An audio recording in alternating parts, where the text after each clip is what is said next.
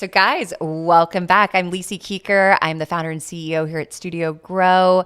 I'm joined by the brilliant Rachel Prairie. This is the business of boutique fitness. This is part two, the next decade in boutique fitness. We just came off of an incredible episode, discussing kind of where we've been, some of the biggest projections that we have financially, and starting to dabble into the trends that we're seeing. So let's just kick it off with the fourth trend that we were talking about, which is the emergence of smaller markets. Boutique fitness, you look historically, began in a lot of tier one markets. So think about SoulCycle popping up in New York. Think about Barry's really choosing to remain in tier one markets all over the world.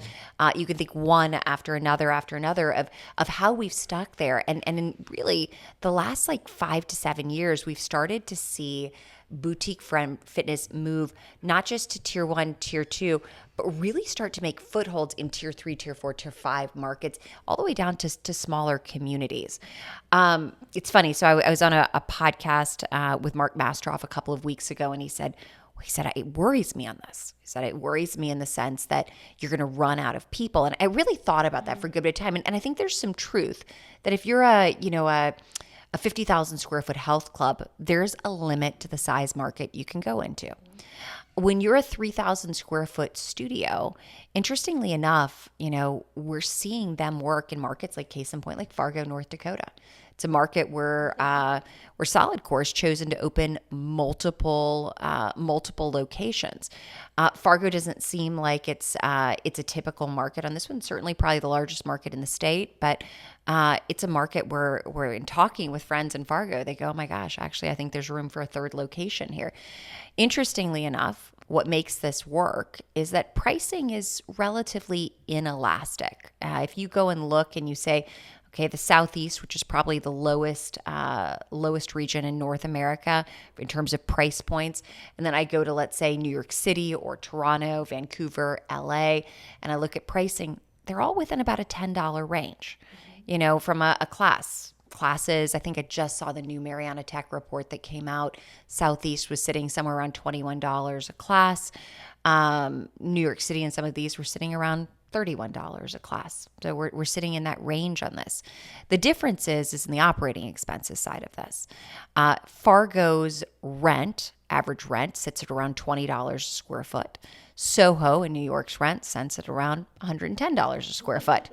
That is a significant difference on this one. Now, you worked with brands that were opening in many kinds of markets. And in Utah right now, let's talk the market that you're even in Utah right now. Yes. I mean, you've seen this work. I'm curious what you think about this willingness to leap into smaller and smaller markets. It's an exciting time. And I also get surprised, especially when I go through some of these smaller towns that seemingly you feel like you're in the middle of nowhere. How could they support? Yeah, where you see these little a personal training gym, a yoga pop up. And where I am, especially I have kind of a transient community. Lots of tourists come through, lots of college students, lots of retirees. And so it's kind of this mashup of the 55 plus, the college student, people that will come get a pass for a month, and then they're on their way. But I'm seeing what's interesting is these smaller communities, because they're small, they're primed for this type of service to come through. They're looking for a space to gather. When we were at the HFA this year in Vegas, they talked a lot about this third space concept, which as my trainer heartstrings just got pulled. So really, besides home or, maybe a place of worship, people are looking for another space to gather, to connect, to move. And these small communities are already structured that way. So when you move in, all you're going to do is just gather the people in one location and provide them a great service and experience. I love that. It's so cool. I love that. And I think the demand is there. Yeah. It's an interesting thing. We can thank social media for really opening up the world's eyes to what we do inside of boutique fitness. We can truly see when Pilates starts trending on TikTok, on Instagram, to when 6 months later we start seeing this mass rise in the industry. Like there's some real help that we've gotten there. Now, what we're talking about in general in boutique fitness is trend number 5, a luxury fitness service. Now, I really struggle with this one just a hair because, we have a lot of people who come to us to open new studios. And inevitably, like when I say, like, tell me the word, a handful of words that would describe this.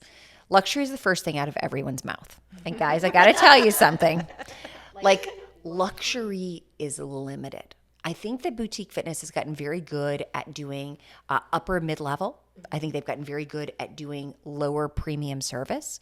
It's interesting. I'm not sure that we actually have as many true luxury services. I think we're using that word very loosely in boutique fitness. I don't know. Do you think I'm crazy? It kind of guess depends on your definition of luxury. Okay, define luxury for me. So give me that's an what I idea was just for going to ask you. It. Okay. I imagine, I think of more of like a sensory experience. So like when I walk in, I'm greeted. It's like a beautiful color palette. It smells nice. It's clean. There's like a welcoming energy. And then within that, I would expect to find some type of VIP service. Maybe not everyone can enroll in it, but some type of luxury, like you get training, a workshop. We're partnered with a massage place. Like it's kind of this VIP. I walk in and I'm like, I feel VIP. So I feel like luxury to me is more of like a feeling, which I think anyone can do well, even with the most limited of resources. Because if you're trying to make someone feel VIP, that doesn't cost a thing, really. Yeah, so this conversation came up with our friends Johan and Thibaut, and y'all, I can thank them for Luxury 3.0 because this is from them. And one of the conversations that I think we had on this was, brands that we oftentimes look at as luxury have become brands where I don't actually feel like they actually offer a luxury experience. So I'll give a great example on this, like Louis Vuitton. They've raised prices significantly. They're selling a printed canvas bag for thousands of dollars. And if you walk into a Louis Vuitton store, walk by a Louis Vuitton store, almost anywhere in the world, you're going to see a line of people outside waiting in line. The idea of waiting outside for an hour in line to get inside and pay, for an extraordinarily overpriced bag is not my idea of luxury. Yeah. Like I look at this and I'm actually like, oh no. I'm like, no. I think the alternative form of luxury that we've seen in fitness is brands like Continuum. Like, hey, we're going to be $200,000 a year. We're only going to allow 200 members. We're very limited. You're going to have this. It's exclusionary from a financial perspective on where this is. And so I think what's coming, and I think what has to come, especially as fitness is attracting more and more creative types, is that we're going to see luxury 3.0. We're going to see the emergence of fashion. We're going to see the emergence of music. We're going to see people bringing in that sensory experience. So they're going to think about the soundscape. They're going to think about the way that we're talking about a scentscape and how that infuses a studio as much as how a studio looks. We're going to think about great designers coming in. Not just bringing things that are like traditional gym design or studio design. We're going to start looking and saying, this is an 8100 architect. Why can't they be a part of this and create something that is absolutely extraordinary? We're going to see the rise of concierge fitness. I've been talking about this for the last few years, but we have wearable data that is remarkable. We are essentially, wearing medical devices. In fact, the new Whoop that just came out. I mean, I was just looking at this because I was like, dang. I mean, this can do just about anything, for me right now. I mean, it is remarkable of how much data we have. So are we now going to build truly personalized experiences for people that are going to interact? To me, a luxury is being seen as an individual, firmly and completely. That you can look at me, and you do this, you provide a luxury service in this case for me, and you're going to look at me and surround me with all the people to bring me to this not just an experience, but a result that I am looking for. And I think that's got me really, really, really excited. By the way, interesting side note trend is the number of studios that are now application only. Whoa. Have you seen this? No. Yeah, yeah. I mean, it's been something that we've watched really thoughtfully, but that is probably one of the most rapid growing sectors. And certainly when we're working with clients, that's the one where regularly people are like, "Hey, I've decided I want to be very, very conscientious of who's going to be a part of this. I'm building a community and I'm building it really thoughtfully. I've got limited resources. I've got a limited amount of space, and it's going to be for someone where we're going to curate the people that are coming through our door and make sure that that experience is embodied by all." Yeah. Though it makes sense. I was thinking about my own kind of onboarding experience from like, lead prospect to first call, like a consultation with me. I definitely ask way more thoughtful questions. It's not more about like, do you have injuries? What's your protein intake? It's like, tell me about like resources too, time, money, like where I'm trying to kind of overcome barriers up front and actually qualify, is this person a fit for me? Are they going to stay long term? Yeah. Interesting. know. I'm so curious to see where that lands. Kind of interesting. So we got trends. Yes. Since we're like sort of going the SWOT analysis route, let's talk about we'll call it some threats to studio owners. Let's talk about things that are certainly have the potential to be dangerous for us. So first and foremost, probably biggest thing on this is the aggregator bubble. Aggregators, by the way, are just groups that are taking spots in classes, enabling people that are members of their service to book into those spots.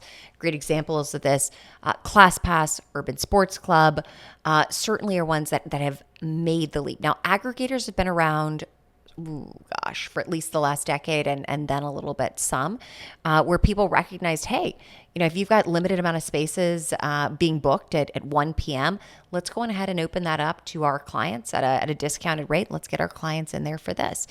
Made sense originally. ClassPass saw some major bubbles that burst, and I would argue in my mind that there were two of them, one that came with the pandemic and one that came about 2 years before this, where we started to see this reliance of people just where rather than treating an aggregator as a tertiary or beyond source of income, they started to see an aggregator where, hey, 50, 60, 70% of my income are here. We haven't seen that since the early 2020, so at the beginning of the pandemic here in the US, but we started to see this again in Europe. And so it's almost as if the lessons that were made in North America, again, they're right behind us 3 to 5 years. They're like, okay, here we go again. And the number of studios that I'm talking to in Germany and places like this that are going, 70% of my revenue is coming from X aggregator or Y aggregator. That's something that scares me a lot. I don't know. Tell me your thoughts on this.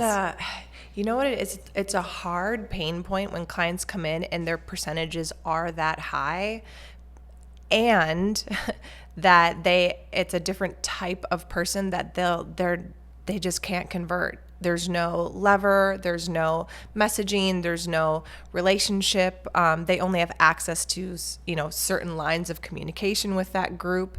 And so it's like, okay, where are we now? How can we increase credits? So making it more exclusive in order to get any, you have to use more credits. And can we scale some of those offerings back and then really drive sales and membership? I think this is about going direct to consumer. I remember the first time years ago, we were talking with a studio owner who was really struggling with ClassPass taking more and more and more of their revenue. And I Googled their business, and their Google My Business box popped up. And in the middle of their Google My Business box was a Google ad for ClassPass. And I was like, how do you compete against this? Like, the first thing that you see is that they are your direct competitor. They're competing against you for intro packages. And so first thing I think is take a hard look. Where is this competition taking place? It's oftentimes on Google. That'll be a major piece of where it goes, that they're going to be competing directly against you. Make sure if that's the case, that's removed, their ability to do that is removed from your contract, and that you are running Google ads in your place. That is going to be a simple way to change this. Got to look at your intro offers. What's a compelling intro offer for you? Like, how can you go direct to consumer? Building a real marketing strategy that's going to drive this in. And to your point that you made so eloquently earlier, like an actual conversion pipeline to have the systems that are going to convert people. Yeah. Yeah, it's just an interesting, they want to pay low, they don't want to commit, they don't want to pay, and they like to bounce. I think in different episode I recorded, it was something like 80% of ClassPass users always bring a friend.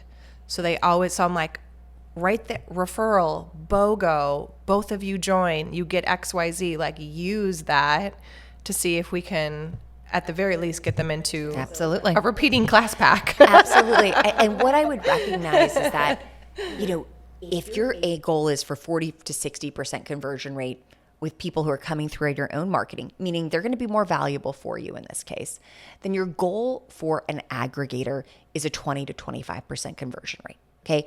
If 80% are going to bounce and do this, 20% aren't. 20% are going to be very tied to you, to your studio, to its instructors. They're going to be using this periodically for other things, but you're going to be their normal. And so those are the people you want to go after and be very mindful. So I would also say, know your data on this. Mm-hmm. Like segregate these people down, be very clear, know your data, make sure you're touching those 20 to 25%. If you're seeing people that are bouncing in once a month or once every other month or even every other week, they're not your people, and that's okay. It's the other ones that you want to put your time and energy into. So be very wise and thoughtful with where you're going to put that time and energy in. Second, threat. We started talking about this, I think, last year across our team is all over the world, and we travel all over the world. And so, I was saying we go to hundreds of studios every year. We got 67 people in the team overall right now. And you see this and you go, wait a second. I can't tell if I'm in Dubai or Miami or Omaha, Nebraska or Singapore or, anything else. We're seeing an element of sameness that is coming in where we've taken, Pinterest and decided this is what a Pilates studio looks like. This is what a cycling studio looks like. This is what X and Y and Z looks like. And that's what everyone started to do. Mm-hmm. And I think there's a real danger in the sense that your brand, who you are, that's very much your identity. Mm-hmm. If you're, have reformer Pilates classes, guess what? So do like probably 3 other people in your town, if not 20. If you have a cycling studio, guess what? You're not only going to compete against cycling studios, you're probably going to compete against big box gyms that are going to have cycling studios built in.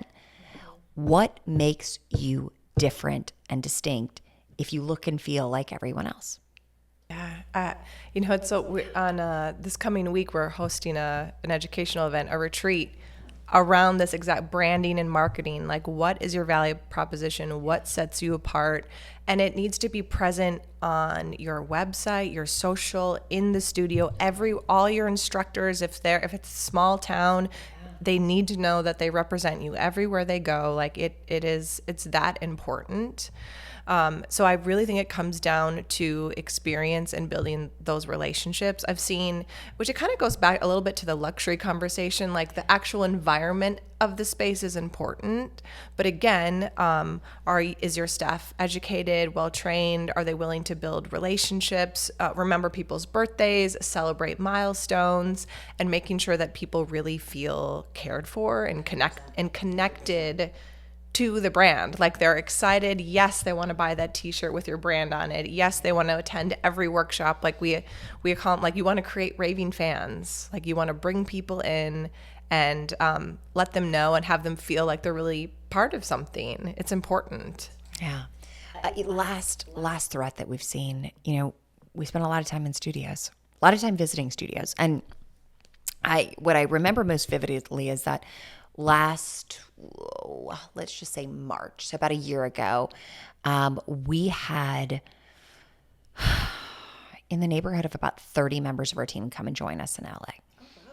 Okay, so this was just before you started. Yeah. Hello, I missed it. I know, it was awesome. And so we probably went as a team, because I'm embarrassing to say, some of us were going to 2 and 3 classes a day. Because it was like, why would you not? I mean, at one point though, I remember my husband was like, And I was like, I feel the same way. There does hit a moment where this is no longer a good thing. So we probably conservatively took, I don't know, 150 classes in the week we were there. I mean, and it probably was significantly more than that. My gosh, you guys. But yeah, it was bad. But interestingly, the one thing that everyone kept coming back and saying is they were going to brands that we'd historically gone to and had insane experiences. And they were like, the level has just dropped. Now, part of this is, I think, the rise of great instructors on social media has set the bar high. Like, people can see great instructors. They may not be physically in the classroom with them or physically in the studio with them, but they can see great instructors.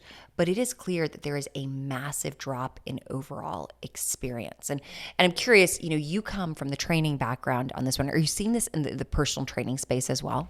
Yes, in a painful way for big box, small, more boutique fitness studio spaces. It's I think there was a turning point in 2020 when a lot of people pivoted and because they had to, and they moved online. And then those instructors and trainers were like, oh, I can actually do this without a physical location, without an owner, and started that's kind of where this new rise of the fitness influencer came from, is just like this kind of, a different type of small business owner, really. And because of that, it kind of left, we already had a staffing issue before that, not enough instructors, let alone good instructors. So really looking at, I think, the most like culturally educated, most tied to your brand are really actually training your biggest fans within your studio to work on staff. They know the people, they know the movements, they have their own success stories. That was a huge, huge percentage of trainers that became staff, or that were originally clients that became trainers inside of that. I think it was something like 75%. It was a huge number. But whether you decide to host your own training, get them certified, having a great onboarding process, but really making sure, again, they're tied to the brand, and they love it. A career path, they're paid well. But I really think that the onboarding, that first 90 days for any new staff member, is so important, because it's going to tell you a lot about. It's going to tell you a lot about whether or not you want to continue with this business. Exactly. It's a real simple thing. Like, first impressions behind the scenes. Yes. Just be totally clear. Yeah, I think quality control is something that you see in almost every business. A QC team, someone who does this. And it doesn't sound sexy, but it's what ensures that if you go to the Ritz-Carlton, that you have a 5-star experience at every single point along the way. Yeah. It's what ensures that if you walk into Hermes, you are going to have an extraordinary, Birkin that you're presented with. It probably still is not worth, whatever it is costs nowadays, $10,000 or whatever, but is still a exceptional version of that Birkin. The question is, in something where experience matters so much, why do we not have that built in here? And I think this is a critical piece for everyone to look at in their org chart, just really simple. From a responsibility map, who owns that? Like, who's the one who's digging in and saying, this experience is up to snuff, and if it's not, I'm going to dive in and I'm going to help encourage people to have a much better experience. I'm going to mentor, I'm going to grow, I'm going to take clients, turn them into instructors, and build them into great instructors. Because that doesn't happen, for most of us, it doesn't happen on their own. Mentorship is a critical piece of this. So looking ahead, future-proof. For all of these studio owners that are like, hey, I want the next decade to be extraordinary. Trends are lovely. All of these opportunities are great. What I'm most concerned about is that when we talk again 10 years from now, this is absolutely epic. What do you have on your mind on this?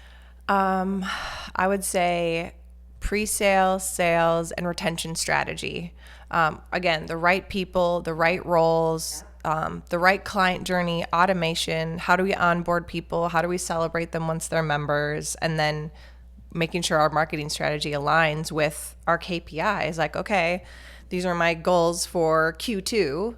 how many leads do I need to get, how many intros, and how many people do I need to convert into memberships. Yeah. For me, I think a critical thing is recognizing that you have a unique method within your methodology. So if you are a yoga studio, you may be teaching hatha yoga or God knows any number of other styles of yoga.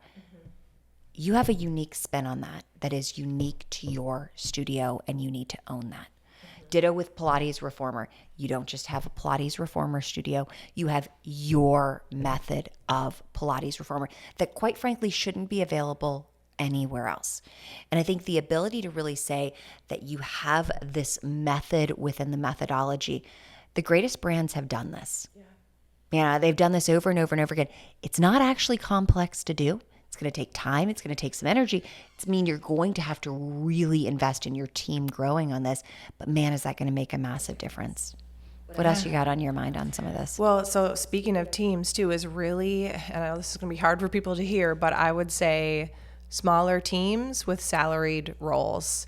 We have to have people that are invested, that want to grow with you, that want to grow as a leader, and figuring out, again, kind of those goal setting days when you onboard an employee. Ask them, like, hey, where do you see yourself? Do you want to be an owner someday? Do you want to be a manager someday? Like, where do you see yourself in this journey? And then coach them, whether it's you or someone that you hire, but coach them to where they want to be, and pay them well. It's I can't tell you how many amazing trainers that I've seen completely leave the industry over the years because they were capped at pay and they couldn't make ends meet. So making sure that you're paying your people well, and a salary is ideal because it's predictable, it's consistent. Yeah. I mean, if you're building careers for your team, think about what a career involves. Yeah. Compensation wise. Yes. Salary and benefits are just considered the basics. Those are not considered like optional things. They are like tantamount. And I think recognizing this. Another interesting thing that I think we're going to see is we've seen some interesting things this year. We were lucky to be involved with Tonal's pop-up in New York City. 6 weeks, totally sold out, epic. Behind the scenes of that, helping them build that was incredible. But for me, it tells me we're going to get to test a lot more before we have to make core decisions in this business. We're so used to the fact that we've got to sign a 10-year lease. We've got to do X. We've got to do Y. We've got to do Z. It's like, oh my God, next thing you know, you're like, I've committed to $500,000. And this is it. I think there's a real opportunity to test before you buy, test before you open, test before you grow, that we're moving towards, and that there seems to be a comfort in that as well. Final piece of this, you and I have talked marketing quite a bit. We've been reliant, especially for the last 15 years, on social media. God knows Instagram is a lovely tool. It has grown our industry. It has done many wonderful things. It has also, for many people, replaced their ability to communicate directly with leads and prospects. And by that, I mean, we assume that if someone follows us on Instagram, if someone likes a post on Instagram, someone shares a post on Instagram or TikTok or fill in the blank on any other things, that is enough. And it's not. It just isn't. You know, in this case, now is your time to really invest in how do you take people off of platforms that you do not own. And let me be clear, Instagram is owned by Mark Zuckerberg. TikTok is owned by, I think TikTok. I hate to say this. I'm going to go ahead and say that clearly. I don't read the technology news nearly enough on this one. But TikTok is owned by its brand. They're not owned by you. They're not owned by Lise Kuecker on this one. What I do own is my email list. I do own my SMS list, my WhatsApp list. I can communicate out to 60,000 studio owners tomorrow because I've spent years building and cultivating that. Your job is to do the same thing. Yeah. Those things matter. This is something that feels so basic and almost silly to go through again, but please don't leave that off. It's going to be critical to your growth. Now, I think we got a good decade ahead of us. I do too. I'm kind of fired up actually. Now that we've reviewed everything, I'm like, let's get there. Let's go. I know. So guys, thank you so much for joining us as we look ahead and also even peek back just a little bit. The decade is looking really good. These next 10 years, massive growth, massive opportunity. The biggest question is what are you going to do to get there? Now, if you've been joining us on Spotify or on Apple Podcasts, thank you so much for listening in. Please be sure to subscribe, share this with your team, share this with studio owners, share this with people who are passionate for our industry. If you've been following us along with a video streaming platform like YouTube, do the exact same thing. Subscribe, share, and tell us what you're planning on doing in the next decade, because God knows I can't wait to see what we're all going to make happen together.